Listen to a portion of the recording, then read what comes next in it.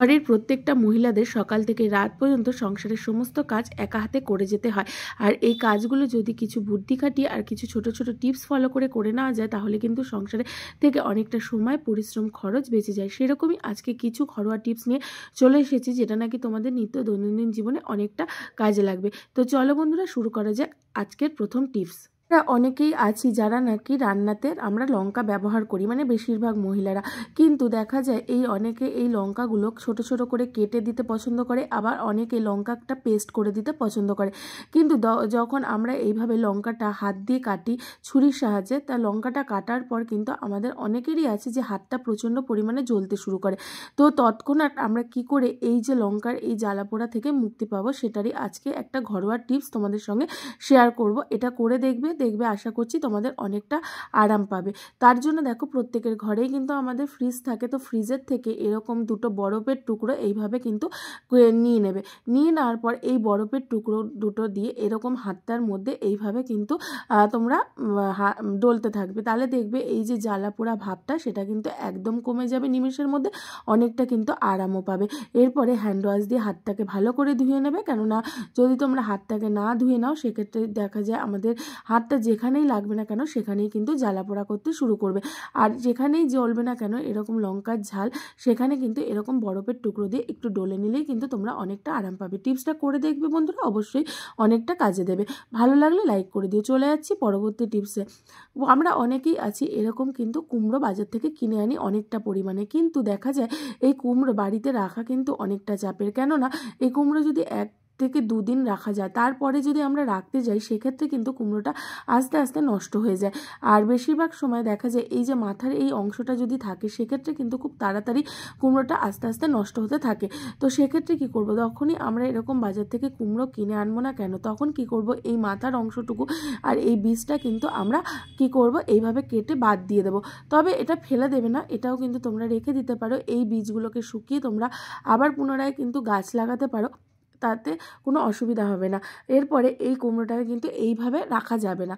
তার জন্য বন্ধুরা, তোমাদের ঘরের যদি প্লাস্টিক থেকে থাকে, তাহলে প্লাস্টিকের মধ্যে, অথবা এরকম যদি ফয়েল পেপার থেকে থাকে তোমাদের ঘরে, সেক্ষেত্রে এই রকম ফয়েল পেপারের মধ্যে কিন্তু তোমরা মুড়ে এই কুমড়োটাকে যদি রেখে দিতে পারো ফ্রিজের মধ্যে, তাহলে কিন্তু একটানা তোমরা 7 থেকে 8 দিন বা তারও বেশি কিন্তু তোমরা এই কুমড়োটাকে ফ্রিজের মধ্যে রেখে ইউজ করতে পারবে। সেক্ষেত্রে কিন্তু কুমড়োটা এক ফোঁটাও নষ্ট হবে না।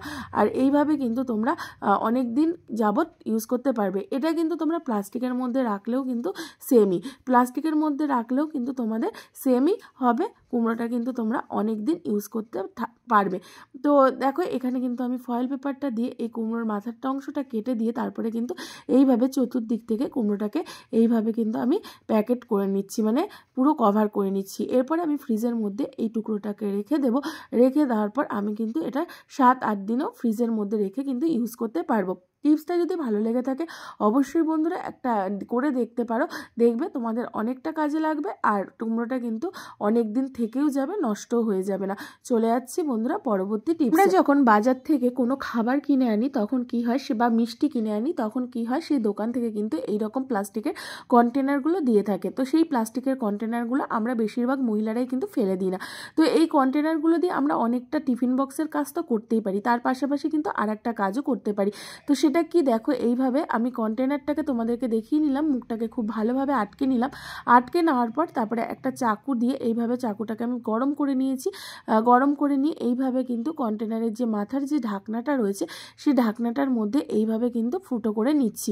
আর দেখতেই পারছো একটুখানি এরকম ঢেউ খেলানো আমি একটা কাট করে নিচ্ছি। আর যদি আমি নর্মালি এইভাবে আমি ছুরি দিয়ে কাট করতে যেতাম, সেক্ষেত্রে কিন্তু এগুলো তো খুব হালকা প্লাস্টিকের হয়, সেক্ষেত্রে কিন্তু কন্টেনারের ঢাকনাটা কিন্তু ফেটে যেতে পারে। তাই একটু ছুরিটা গরম করে নিয়ে তবেই কিন্তু এই কাজটা করতে যাবে, নচেত কিন্তু তোমাদের দেখবে কাজটা কিন্তু ঠিকঠাকভাবে হবে না। তো এইভাবে দেখো, আমি পুরো এই কন্টেনারটার এরকম ঢাকনাটার মধ্যে ফুটো ফুটো করে নিয়েছি।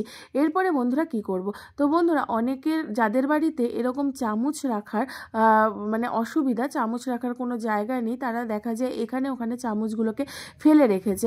তো তাদের ক্ষেত্রে কিন্তু এটা একটা দারুণ জিনিস। তো এই দেখো, চামচ চামচগুলোকে আমি কিন্তু এই কন্টেনারের মধ্যে এই যে ফাঁকা ফাঁকা করে নিলাম, এই ফাঁকা ফাঁকার মধ্যে কিন্তু আমি এই চামচগুলোকে একটা একটা করে ঢুকিয়ে নিলাম।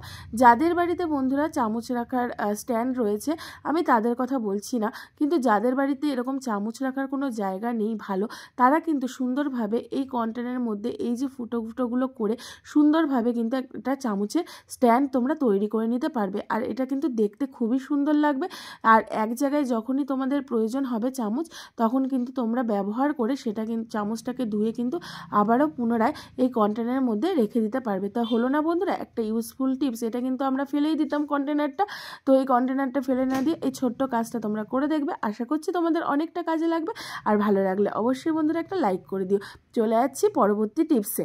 আমরা রান্নাঘরে বা ধরো ডাইনিং টেবিলে এরকম কিন্তু ছোট ছোট এলইডি যে লাইট বাল্বগুলো রয়েছে সেগুলো কিন্তু ইউজ করে থাকি, কিন্তু দেখা যায় যেগুলো রান্নাঘরে থাকে সেগুলো মানে রান্না করতে করতে সেই তেল কাশটি হয়ে যায়। আর সেক্ষেত্রে কি হয়, বাল্বটের জ্যোতিও কমে যায়, পাশাপাশি কিন্তু বাল্বটা প্রচণ্ড পরিমাণে নোংরা হয় আর একটা তেল কাশটে ভাব হয়। তো বন্ধুরা মাঝে মাঝে যদি বাল্বটাকে এইভাবে খুলে কি করবে, এইভাবে কিন্তু তোমরা পরিষ্কার করে নিতে পারবে। তা জল দিয়ে তো আমরা এরকম ইলেকট্রনিক্স জিনিস পরিষ্কার করতে পারি না, সেক্ষেত্রে দেখো এখানে আমি হোয়াইট কলগেটের ব্যবহার করছি। তো হোয়াইট কলগেটটা এইভাবে নিয়ে একটু আঙুলের মধ্যে নিয়ে কি করব, এই বাল্বটা সারা গায়ে কিন্তু লাগিয়ে দেবো। লাগিয়ে দেওয়ার পর তারপরে কিন্তু ভেজা নাকড়া একদমই নেওয়া যাবে না, কেননা জল কিন্তু এখানে কোনো মতেই দেওয়া যাবে না। এরপরে একটা শুকনো সুতির ন্যাকড়া দিয়ে এইভাবে দেখবে কলগেটটা দিয়ে দললেই কিন্তু এই যে বাল্বের গায়ে যে তেল কাশটে ব্যাপারটা রয়েছে বা যে হালকা যে নোংরাটা রয়েছে সেটা কিন্তু একদমই উঠে যাবে। আর পাশাপাশি কিন্তু বাল্বটা তেল কাশটিটা উঠে যাবে, পরিষ্কারও হয়ে যাবে। আর দেখবে পুনরায় যে আগের মতো যে নতুন অবস্থায় যে জ্যোতিটা ছিল সেই জ্যোতিটাও কিন্তু ফিরে এসছে। তো তারপরে কিন্তু তোমরা বাল্বটা আবার পুনরায় লাগিয়ে কিন্তু ইউজ করতে পারবে। তো মাঝে মাঝে যদি তোমরা এইভাবে বাল্বটা পরিষ্কার করে নাও একটু কলগেটের সাহায্যে, তাহলে কিন্তু তোমাদের এই বাল্বটা অনেক দিন যাবত যাবে। কিন্তু ভুলেও কিন্তু তোমরা কিন্তু জল লাগাবে না, এর মধ্যে কোনো জল লাগানোর দরকার নেই। জাস্ট কলগেটটা দিয়ে এইভাবে ন্যাকড়ার সাহায্যে পুরো বাল্বটাকে এইভাবে পরিষ্কার করে নেবে।